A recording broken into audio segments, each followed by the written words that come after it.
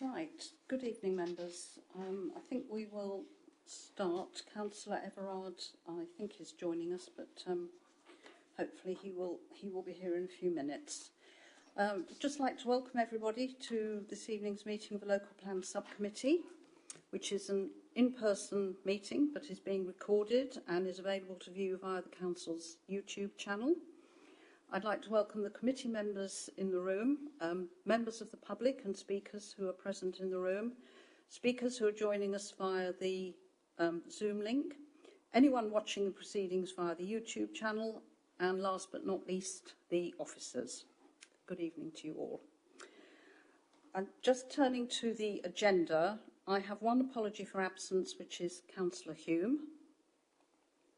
Item 2, declarations of interest. Does anybody have any disposable pecuniary interest? Councillor Cunningham. Madam Chairman, I'm going to declare a non-pecuniary interest as a member of Essex County Council, but particularly as the Deputy Cabinet Member for Economic Renewal, Infrastructure and Planning, and my portfolio holder will be submitting a response to the consultation period. So I thought it would be useful just to declare that this evening. Thank you. Fine. Thank you very much. Anyone else? Councillor Abbott. Thank you, Madam Chairman. Yes, I'd like to declare an interest as the proposed national grid swathe includes where I live. I've taken officer advice and I've been advised that because the route also affects many others, I can participate, but on the basis of not speaking specifically about location where I live. Fine, thank you, Councillor. Councillor Thorogood? Yeah, I perhaps should have sought advice because I'm involved with Kelvin Against Urban Sprawl, which is mainly about housing development, not necessarily pylons. I'm not part of the pylon. There is an anti-pylon group. But if that is okay, I'd be happy to stay. But I think I should just declare that I am chairman of the Kelvin Against Urban Sprawl group.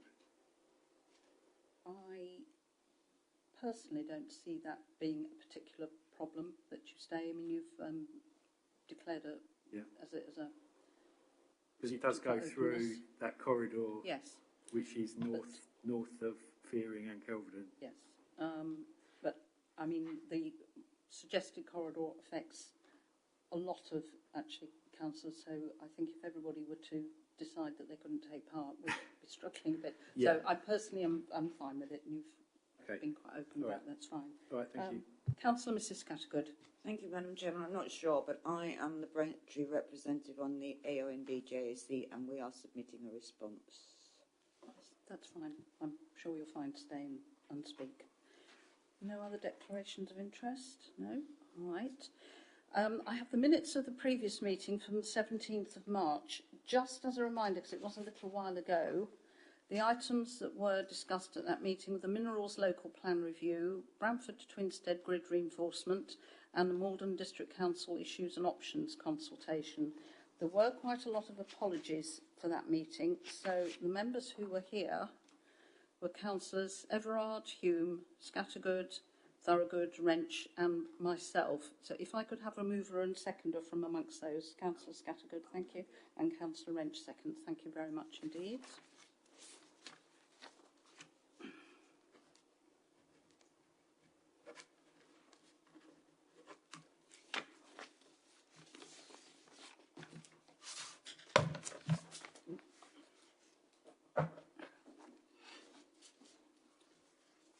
Right, I'll move on to item 4, public question time. We have 4 speakers this evening, 1 member of the public, Mr Thompson, who is with us, and 3 district councillors, 2 of whom are on screen and 1 within the room.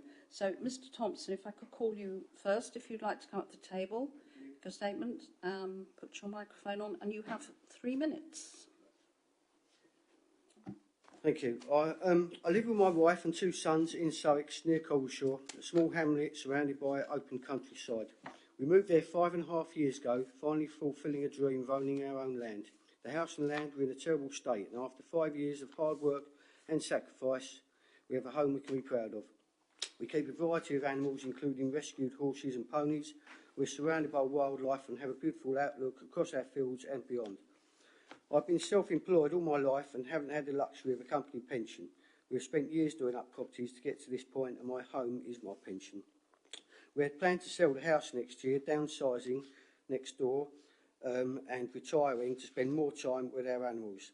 Years of hard work were finally about to pay off, and that was about until mid-April, when National Grid dropped its bombshell, potentially wiping out my pension.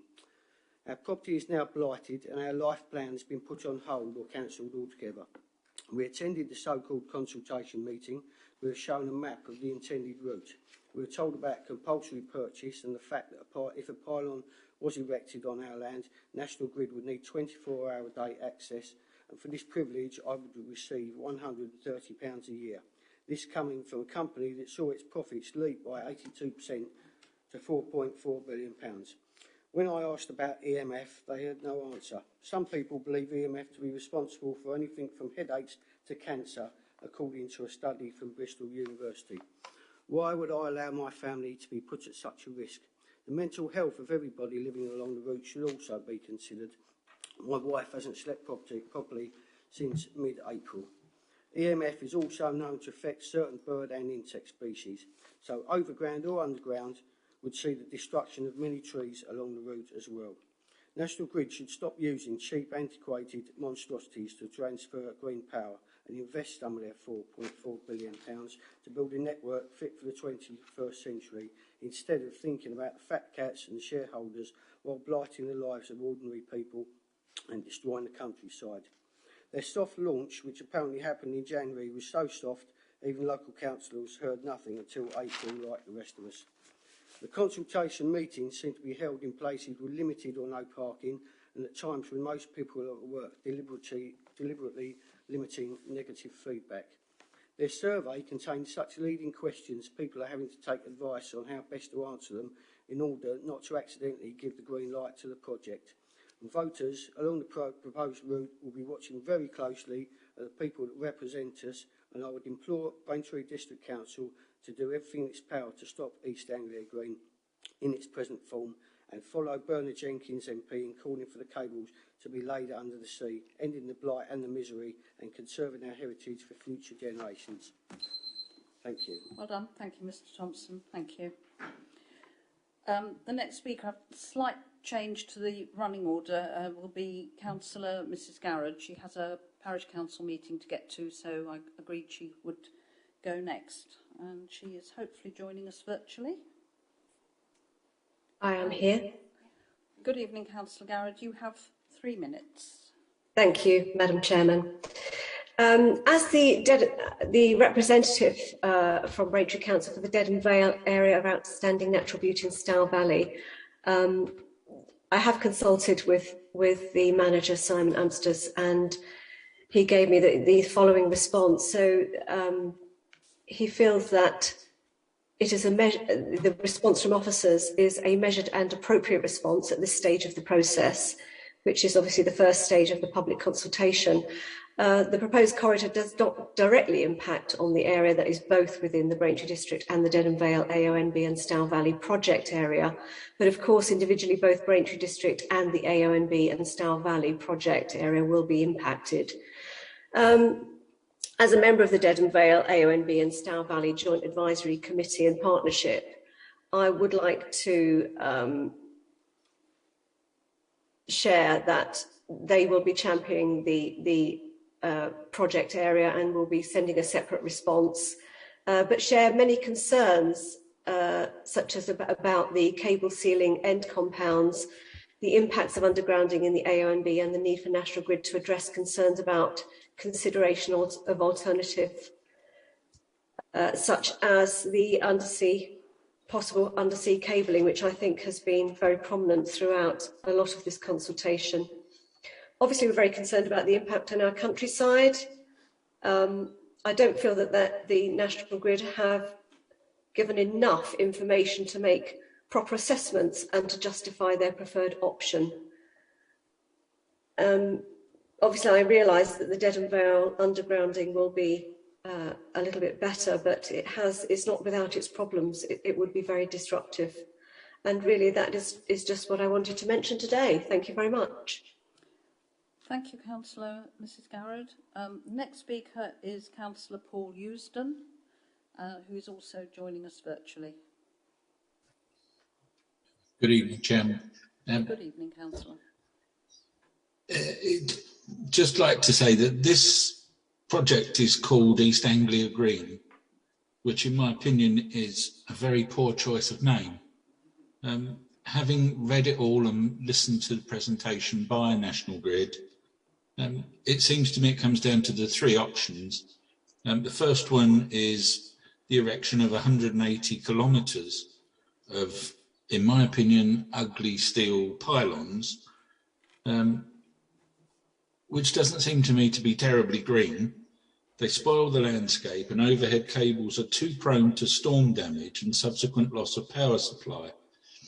As we are moved away from fossil fuels, electricity supply will become even more important to be maintained, so we must protect against outages caused by storm damage, which we're led to believe there will be more of. I don't see how this is possible with cables strung on pylons, so we should oppose this option. But the second option, it seems, is putting the cables underground, which will also cause a huge amount of environmental damage, so is not very green either. I think this option is only suitable for short, no alternative distances. The third option is putting the cables under the sea, and I think that's the one that we should be supporting as strongly as we can. I've no doubt that this is the most expensive option, but National Grid are very profitable. So, you know, they are investing for a long-term future, not for a quick profit. And so we should be looking at the one that causes least harm and gives us maximum benefit. And I believe that that is undersea.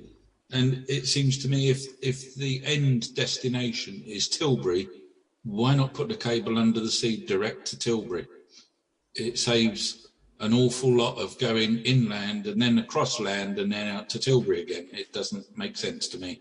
And that's all I have to say. Thank you. Thank you, Councillor Eusden. Thank you very much for your statement. The final speaker this evening is Councillor Peter Schweer, who is with us in the chamber. Councillor Schweer. Thank you, Chair. Good evening, members. Firstly, I wanted to endorse many of the comments in this report before you tonight.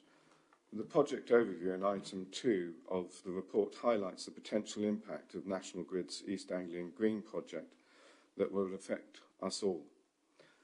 Whilst I'm sure we welcome the source of renewable wind energy from the North Sea, the proposed use of distributing this with a proposed corridor that cuts a swathe through our countryside using 50-metre high pylons and a high kilowatt pylon energy system is unacceptable. There is a viable alternative. It's sensible and logical to use an undersea cabling to take the power to where it's needed. This would help to reduce the impacts on communities, reduce carbon emissions, and help future-proof the energy system of the UK. As part of the proposed cuts through the south of our district, you may wonder why I'm before you tonight, as I represent the rural north of Braintree district. Well, we have a huge 50 high-powered kilowatt pylon line that runs through Twinsted to Castle Hedingham. And whenever I drive around the area, it's seen. And whenever I walk around or cycle around, it's seen. And it spoils the countryside. It's a fixture in the sky and lasts for generations.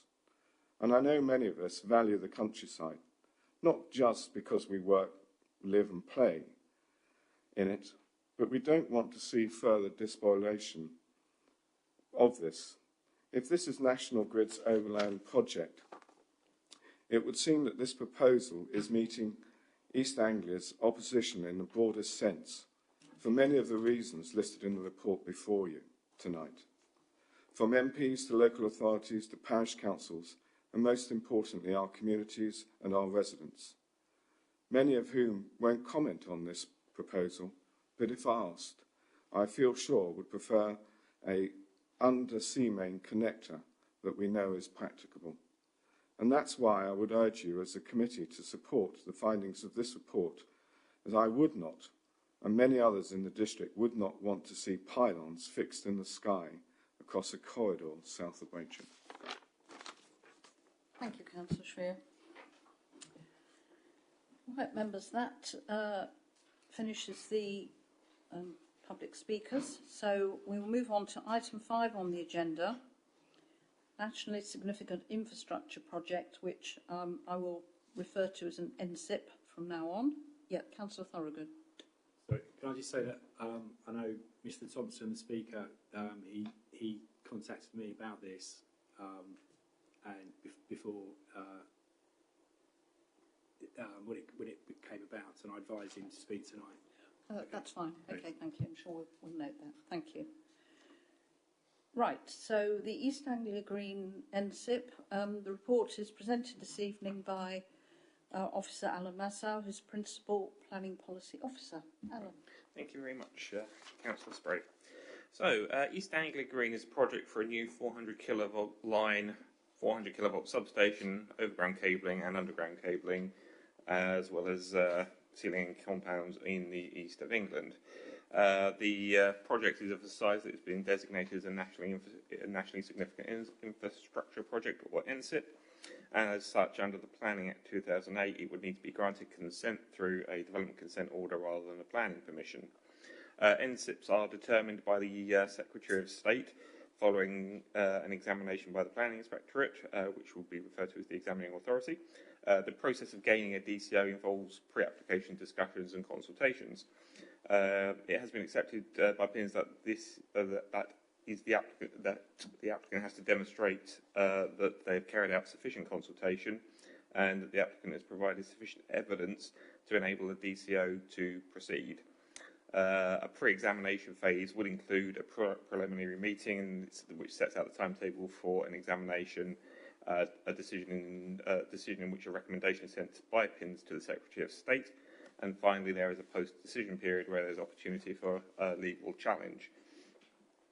So it's important to remember that NSIPs are prepared by a developer and that the planning inspector provides advice to all interested parties in the process. Braintree District is a host authority and consultee as the proposal runs through the district.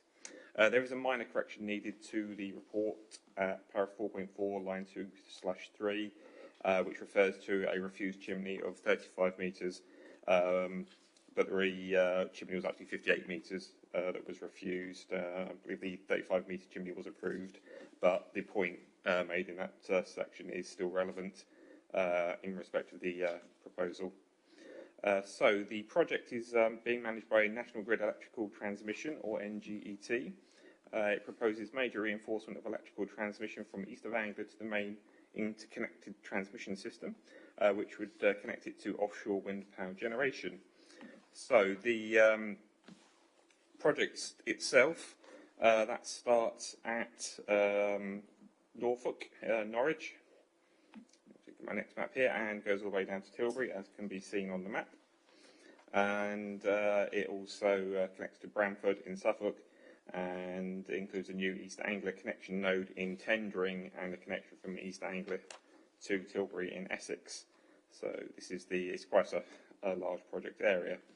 So for Braintree, there is an area of search. So this is where they will be looking within the red lines shown on the map. And it covers about 12 miles across the district, enters the east near Coggeshall before heading across country, north of Fearing and Kelvedon, south of Silverend and Whitenolly, and going past Fairsted and exiting the district near Fuller Street. This slide also shows a number of environmental constraints that are present in the area. So we've got things like local wildlife sites, which are the blue hatched areas, and protected lanes. There's a cluster of them towards the west side of the map, which is the red dotted lines. We also have several landscape character areas. These would need, the impacts of the proposal would need to be considered against these.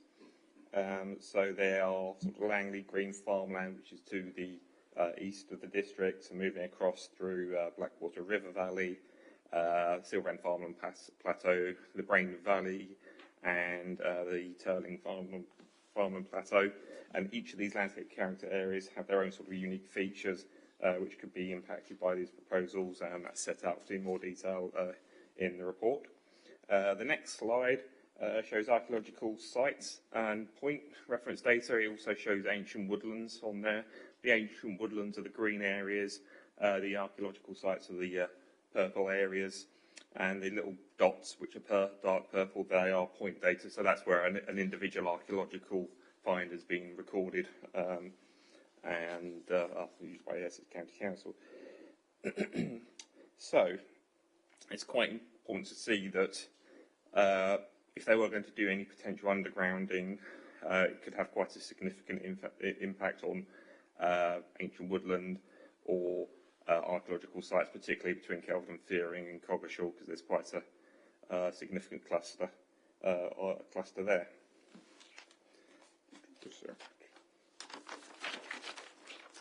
So, the final map, which is this map, this shows the presence of a existing power line.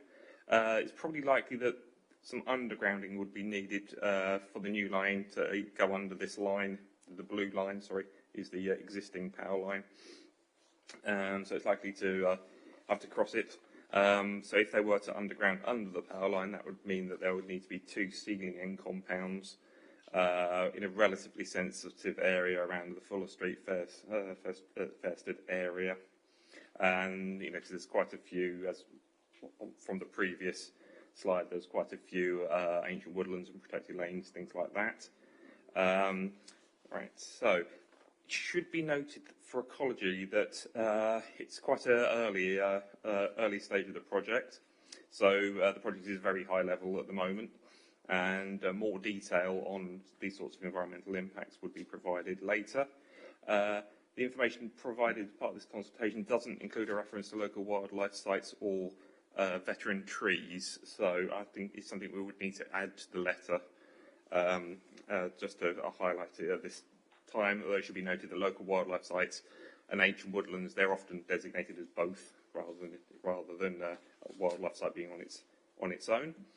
So in terms of the timetable, we're currently at the non-statutory consultation phase. The deadline for the response to this consultation is the 16th of June, which I think is Thursday. And the next phase of the consultation will be the statutory public consultation phase, which is due to take place in April to June 2023. This would also be reported to committee, and if any significant documents are produced in the meantime, we can also report those to committee as well. So the current timetable says that the DCO application will be submitted in December 2023, with an examination in 25 to 26, with a view to start scheme construction in 2027 and 2031 for full operation. It should be noted the examination can take no longer than 6 months, and after it concludes, the examining authority, i.e. the planning inspectorate, has 3 months to publish its recommendation to the Secretary of State. So turning just quickly to the response at Appendix 1 of the report, the contents of the letter has included comments that we received during the member consultation.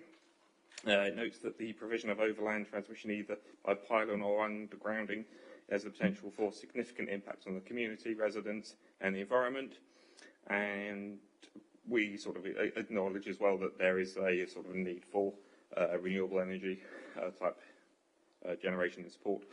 The letter sets out general concerns about the impact on the environment and historic assets in the area, and we also sort of highlight the need for low impact pylons and concerns about potential impact for ceiling end compounds and the concerns about cumulative impact of the development. For example, where we've already got existing power lines in an area, or there are things like minerals developments proposed. Just want to briefly touch on the offshore solutions. There has been some consideration through the corridor and preliminary routing and site report. These options, however, for offshoring were not taken forward, as they basically said they didn't fully address any technical or physical/geological constraints or enable the network to operate to a required standard. So issues Other issues of the subsidy option included were things about the lines having a third less capacity, meaning you'd need 3 connections, and there would be a need for more converter substations on the coast because you have to convert DC to AC and back again when you're using undersea cables. The offshore option has also been identified as requiring onshore infrastructure, and that could potentially also include onshore connection all the way to Bramford. It would have helped if this information was more clearly visible in the consultation material, as well as the evidence supporting these conclusions were to be published and then scrutinised. So to sum up, consultation is at a high level. It lacks the detail at the stage for us to make specific comments, and could therefore have a significant impact on environmental and heritage assets in districts. However, we are generally supportive of measures to help reduce climate impact in most circumstances, subject to other planning considerations. And if I may just quickly touch on the points raised at question time. Wait a second. Let me just consult my notes very quickly. So I noticed there were some concerns about things like EMF. So there is guidance produced by National Grid, so they do want to minimise any impact of pylons on residents. So, for example, they would not go anywhere, or they would avoid houses. They wouldn't have pylons near curtilage of residential properties. They do acknowledge that there is some evidence of potential health risks, but they also acknowledge that EMF is always present within a house, but it is also present when you have electrical cables, whether that's just running up the street or from high voltage cables, but that effect from high voltage cables drops away after about 150 metres to a sort of normal background level, so they have looked at it in that way. So I think that's the only one I can really comment on. Other than that, I think we have sort of covered everything else that was raised at question time through the report and the presentation. So, yes, thank you very much. Thank you. Thank you very much, Alan. Thank you for the report. Members, just before I open this up for debate, a couple of comments from me. Just to repeat what Alan said, this is very early stage consultation, non-statutory. The first statutory consultation isn't scheduled until spring of next year, so there is time to get comments back into National Grid, but that's not to say that this stage isn't important. In fact, it is very important that comments, objections, and support, if that's what it is, goes back to National Grid now to give them time to consider everybody's points that are made. And secondly, and just perhaps to assist with the discussion, a reminder that the purpose of the report is set out on page 5.1.2, which is the report to provide members an overview of the project and its likely impacts.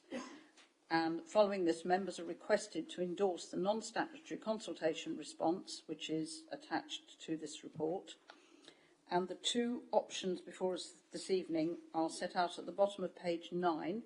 Option 1 is to proceed as drafted, which is that the letter goes as it is, or option 2, proceed but with any appropriate amendments that members feel should be made. So if anything they feel needs strengthening in the letter, anything that's been missed out. And with that, I will open up for discussion. Councillor Abbott. Thank you, Madam Chairman. First of all, I'd like to set out that, contrary to comments made in the local press, myself and colleagues have been very involved with this issue. I myself have met National Grid twice at the Whittam Public Hall consultation and also in a parish Zoom meeting. And I've also been very active talking to local residents, obtaining maps, putting stuff on social media, encouraging people to take part. So just wanted to put the record correct on that. Very much welcome the fact that BDC is working with other authorities set out in the report, and do welcome, Madam Chairman, the offer of internally seeking views of councils. I think that was really important, and I think that's well reflected in the report that a number of comments that we made are in there. This proposal, rather as the gentleman said in public question time, landed on local residents and communities from a very great height. There was this flurry of letters and officialdom scaring the life out of people, basically. And I very much agree with the officer report at paragraph 5.4 that essentially National Grid has, in effect, not put offshore as an option. And yet, interestingly, National Grid are proposing offshoring undersea cables for other projects, which is perverse, considering that when I spoke to them at the Whitton Public Hall, they said, oh, no, that's something we wouldn't want to do unless we really have to. So, in effect, they appear to have already decided, and that is not a consultation. It's agreed that an upgrade is needed, including for large offshore wind arrays, which will greatly increase UK renewable capacity. Currently, approximately 1/3 of grid electricity in the UK is renewable, and wind is the largest component, and that is increasing rapidly.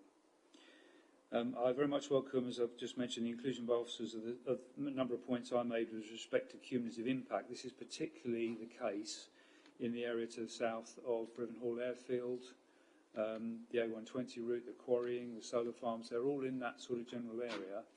And when I raised that with the officer I spoke to at Public Hall, there was a bit of vagary as to exactly how much was going on in the area. So we'll have a look. It's all there.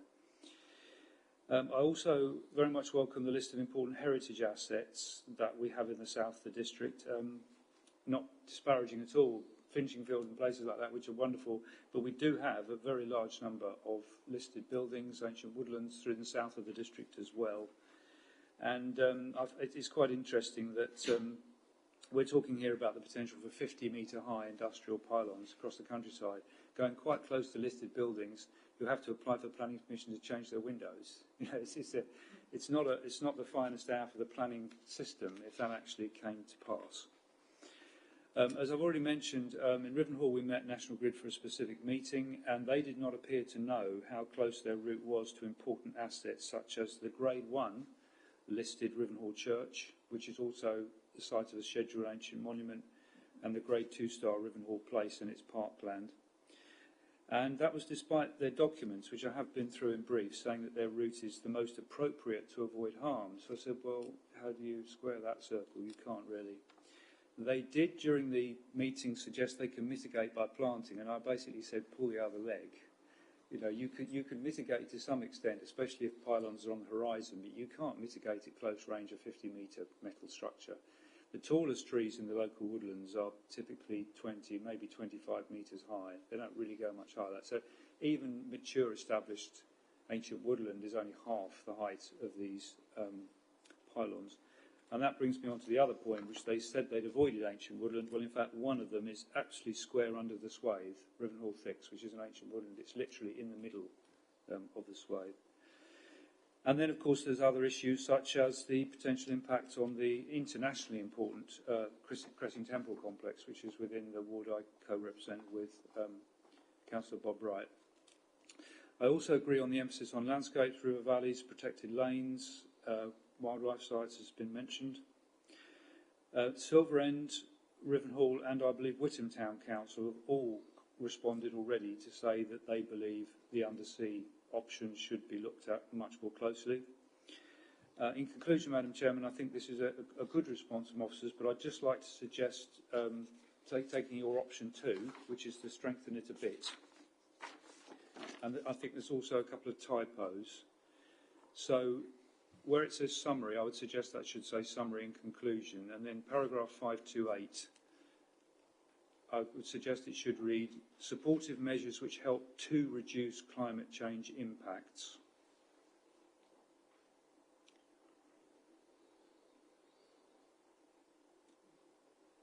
I think it reads better. Then 4 lines down, wildlife sites and ancient woodland, full stop.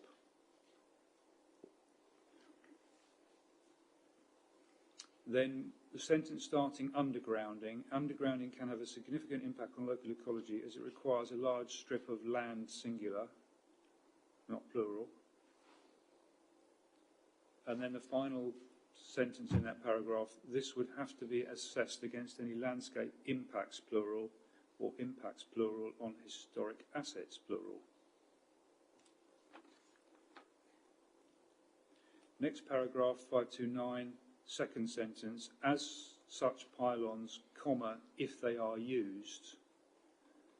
So, you know, we're sort of not advocating pylons, but we're saying if they're used. And then finally, 530, the area has significant development pressures, plural, comma, with cumulative impacts.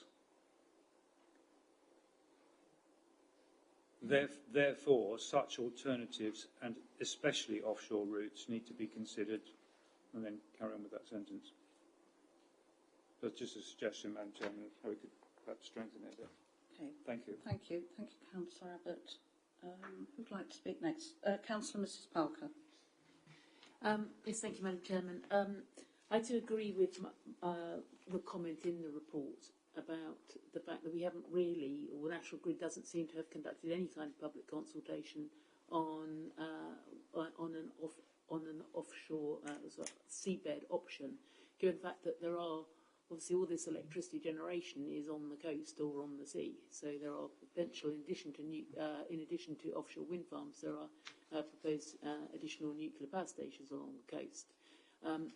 My understanding from attending the briefing by National Grid is that they said that if you were converting, so for instance, the interconnectors that come across from Norway are direct current cables. If you then convert that to alternating current, you then have to bring that cable ashore every 20 miles or something, so it would require a lot of additional substations. But if you stuck with direct current, you wouldn't need to do that, but you would need to have more cables. So my understanding is that that from their point of view, it's a cost issue, but National Grid is a, I mean, that's, you know, it's a private company. I just think this whole area about whether we should be pursuing an onshore option or an undersea option should have been explored with the public, allowing the public to participate in that discussion, and not have been presented to local authorities and residents as a sort of fait accompli. So I'm pleased that that's appeared in the report. I was also going to pick up Councillor Abbott's point, actually. I'm glad that significant mention in this letter has been made on cumulative impact, because I think that is going to be, one needs to see all these developments together and to look at the cumulative impact. It's obviously a standard planning policy theme. I'm also pleased that you've mentioned these new style of pylons. I have actually seen those pylons. They cross the M5 coming from Hinkley Point across Somerset, and I mean it is definitely worth considering whether that would be a better option should pylons be the route that is adopted, whether that would be a more appropriate option, especially in areas where there are no pylons already. Just wanted to a couple of points on the letter itself, but just wanted to check with Almassa. Very near where I live, near Castle Heading, there are two lots of cables, pylons, which do cross one another underneath, just outside Castle Hedingham, and they literally physically, one sort of ducks under the other. Admittedly, I think one is a 400 kV pylon, the other is a 132. Have National Grid said that for that crossing point, I mean, it is, to be honest, that one near Castle Hedingham is pretty ugly. Have they said that that would require the cable to go underground? Yeah, they have indicated that undergrounding may be necessary. I think there is some other cumulative impact around Fuller Street, First Street anyway, because I think there is also another 132 kilovolt line in that area. But the one you refer to is a 400 kV, and there is some room to get a 132 under one of those. But there isn't apparently room to get you can't really do that with two 400 kilovolt ones. Okay, thanks very much. I mean, the ceiling end combines themselves are pretty significant structures, I understand. So, yes, it's right to draw attention to those. The only other point that I just wanted to make was it's just a typo, actually, on 3.6 in the letter. It just literally at the end, so let's find it here. It just ends "and that." So, yeah, I thank you, Councillor. I picked that up but then forgot to mention it. Yes, it sort of stops mid-sentence. And then the only other point I sort of wanted to draw up was on 5.2, where we talk about, in the letter, about public rights of way. The last sentence, BDC would expect planning gain to be secured to improve the network of footpaths. Could we just expand that to public rights of way so that we do cover bridleways as well? And those are the only points I wanted to make. But otherwise, I'm very happy with what's been drafted. Thank you. Thank you very much, Councillor Parker. Councillor Cunningham. Thank you very much, Madam Chairman. I won't add much more, just to say I think we've had a very good discussion about this evening. I think it's very useful that and very welcome that colleagues joined the debate, either member colleagues joined the debate either virtually or in person tonight. And I think it's very indicative that the concerns over this project are not just limited to whether you'll be able to see the pylons or not. This will have a significant impact across great swathes of the Braintree district, and I think the comments and representations made this evening are indicative of that. We will be having a debate about this at full council this time next week. And there is a motion, and I've no doubt there'll be a strong sense of feeling expressed then. But obviously, our job tonight is to give you the authority to approve the draft letter as set out in the report. And therefore, Madam Chairman, with the proposed amendments by both Councillor Abbott and Councillor Mrs. Parker, I'm very happy to move that the letter with those amendments be sent as our consultation report in response in your name. Thank you. Thank you, Councillor Cunningham. Does that find a second? Councillor Butland, yes. Would you like to speak? Yes. Excuse me. Thank you, Madam Chairman. I arrived back from leave last week just in time to attend the meeting of Essex leaders, at which this was an item on the agenda. And I think the view at that meeting from all councils, whether they were directly impacted by these proposals or not, was common to the view that is being shared around this table tonight. It was agreed that whilst councils would submit their own individual responses, as indeed we are doing tonight, Essex County Council would coordinate the technical response on behalf of the affected authorities. But it was also agreed that a letter should be sent on behalf of all Essex Council leaders from a more political standpoint, setting out our shared objection to the current proposals and a strong view that the alternative and less damaging approaches have not been fully explored and considered, and in particular the possibility of a power line below the seabed. I haven't as yet signed that letter because I felt it was only fair to members here, but because of the need for it to be on the 16th, I intend to take my lead from this meeting tonight, which, if I've sensed right, will give me the authority to sign that letter on behalf of this council as well. And I think it's good that all authorities of different political leaderships are coming together on this particular issue. Thank you, Madam Chairman. Thank you, Councillor Butland. Yes, Councillor Thorogood. Sorry, yeah, I was concerned after I spoke to my constituent, Mr. Thompson. Sorry, when he went along, I believe he went along to one of the consultations, one of the first ones, and he was basically told it was a done deal. So that was very concerning. And the way it's been set out, as if this was the proposal and the only one, and it is concerning they haven't looked at the other options of under the sea or a mixture of overland and underground as well.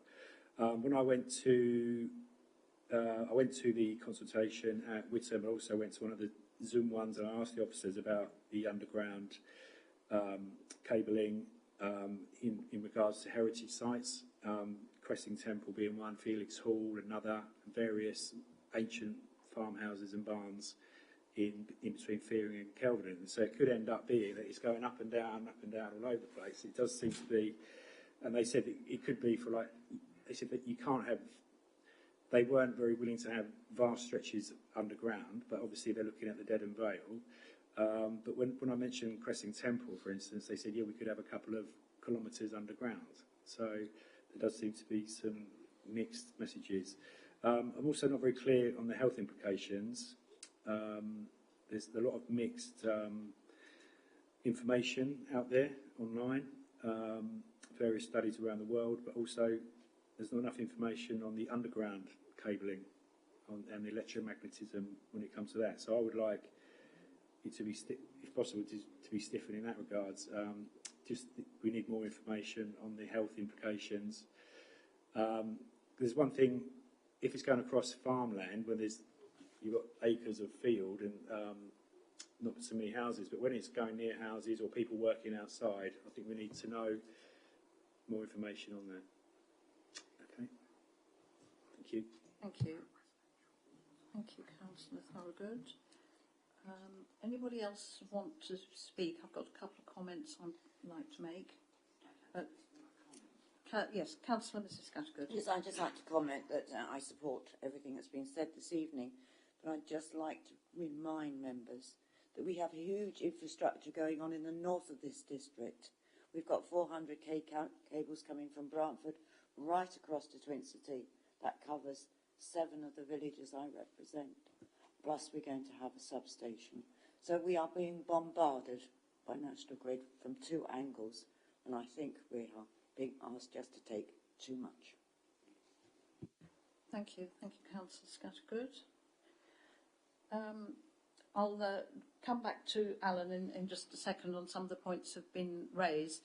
I do think one thing has struck me, it's quite unusual the number of MPs from around the East Anglia area who have issued statements and signed letters unanimously, pretty much saying that the consultation has, it's been found wanting, it's fallen short.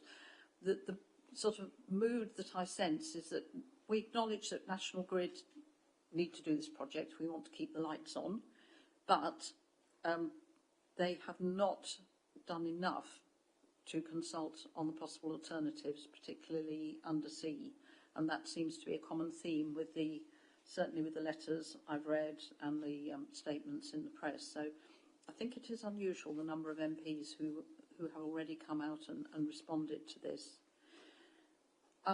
Alan, could I just ask you to respond? So it seems that members would be happy for option 2 to go forward. There were a number of points made by Councillor Abbott, and I started off writing down, lost track slightly, so if it's helpful I might ask Councillor Abbott if he will email them, if that's helpful, over to you.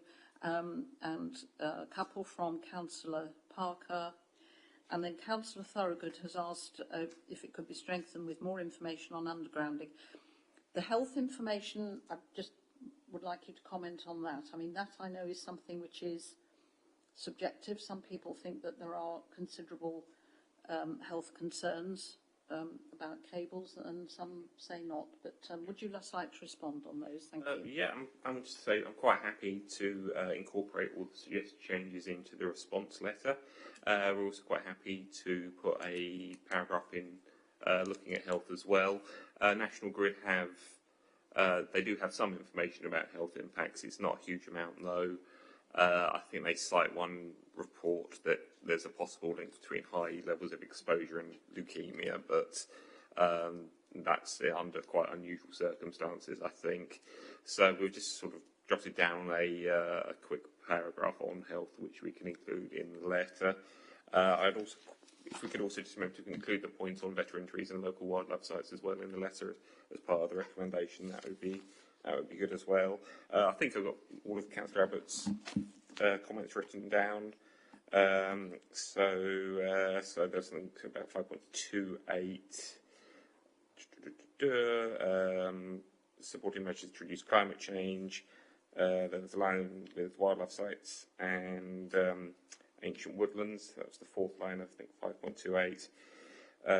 There's the final line. This would have to be set against plural, and as such, pylons, if they were, I can't read my own handwriting, sorry, if they were used. Paragraph 5.30, development pressures with cumulative impacts. Therefore, such alternatives, especially offshore. The typo at paragraph 3.6, and the inclusion of public rights of way to also mention bridle ways. I think we could just sort of word that as public, just as public right of ways, as that would catch all types of public rights of way. And obviously the paragraph we just suggest we are just drawing on health impacts. Do you want to just read that out, just to make sure they're happy? Okay, so sorry about that. The council, on behalf of residents, asked that National Grid provide more detailed information on the health impacts of the proposals. You're on your own on that one. Sorry. So just to check that you're happy with it. So the council, on behalf of residents, asks that National Grid provide more detailed information on the health impacts of the proposals, including any differences between the impact of overhead cables versus underground cables on health. Are you happy with that? Yes. Yeah. Can I just double check one thing? Councillor Parker's point 3.6, where the sentence stops halfway. What? We what should just that delete the last two words and put a full stop in. Oh, right. Okay, fine. It's just that editing error. Yeah. Okay. Right. Does everybody feel that all the points you've raised have been covered? And obviously that letter can be tweaked as we've discussed. Right. Okay. Well, I think it's been a good discussion, and there does seem to be a general consensus around the room. I have had several comments made to me and several emails from those concerned about the project, just saying how pleased they were with the officer's report, and the words robust were mentioned several times. So I think, yes, very good indeed. Right, it has been moved and seconded that we proceed with this letter. We'll go on option 2 with the amendments that have been suggested. Could I have a show of hands, please? Thank you, members. That is unanimous. Thank you very much. That was the only item on the agenda for discussion this evening. We have no urgent business. So with that, I will close the meeting at about 6:53. Thank you very much indeed. Thanks, members.